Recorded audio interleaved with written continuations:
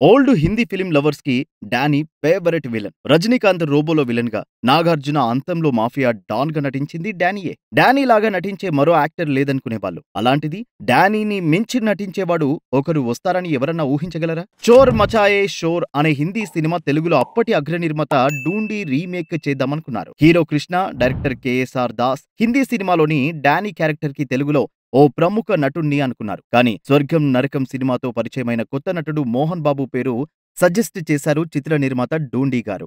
అంతే, భారతీయ సినిమా తెర మీదకి డానీని మించిన వాడు వచ్చాడు. భమిడిపాటి రాధాకృష్ణ అనే ప్రముఖ రచయిత రాసిన సిక్కర్ మే రక్క అనే ఊతపదం ఆడియన్స్ ని ఉర్రూతలూగించింది. 1976 అక్టోబర్లో విడుదలైన భలే దొంగలు సినిమా సక్సెస్ అయింది.